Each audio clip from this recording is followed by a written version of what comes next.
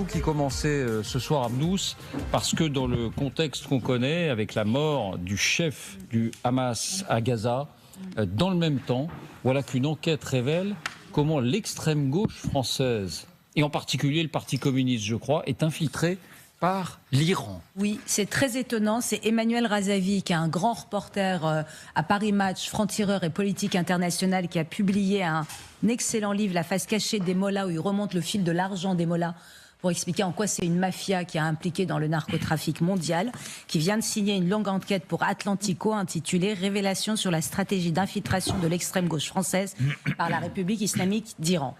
Franchement, c'est glaçant. On y apprend que le Parti communiste a plusieurs fois prêté ses locaux du 13e arrondissement de Paris pour la tenue de réunions de militants du FPLP, le Front de libération de la Palestine, qui est un mouvement révolutionnaire et marxiste considéré comme terroriste par l'Union européenne et qui est soutenu et donc financé par la République islamique d'Iran.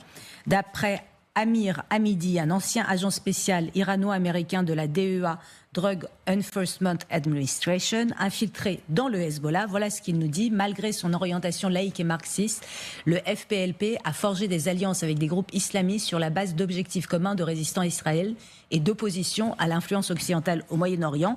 Mais pas seulement, cette approche pragmatique lui a permis de servir de pont entre les forces de gauche et les islamistes. Il a pu jouer un rôle informel en servant de médiateur entre la République islamique d'Iran et certaines formations de gauche sans que ce soit officiel.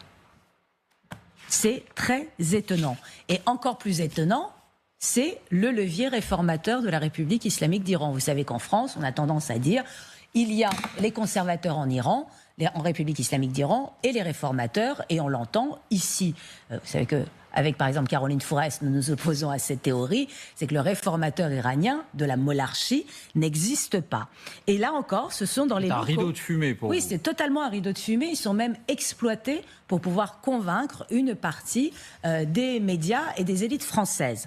Là encore, ce sont dans les locaux du Parti communiste français, toujours dans le 13e arrondissement, qui ont accueilli entre 2013 et 2018 nombre de réformateurs, avec donc des guillemets en acier, iraniens, comme le sociologue Mohamed Amjad, qui entre autres activités traduit les discours sur la Palestine de Rima Hassan, de Jean-Luc Mélenchon et de Thomas Porte pour sa chaîne YouTube Paix et Tolérance. Vous le voyez dans les locaux là. Ces personnalités de LFI sont par ailleurs régulièrement présentées dans la presse officielle iranienne d'Iran comme étant pro-iraniens et des résistants luttant, je cite, contre l'impérialisme. Donc c'est vraiment des gens très connus en Iran. Autre réformateur invité, Hassan Fereshtian, employé à l'ambassade de la République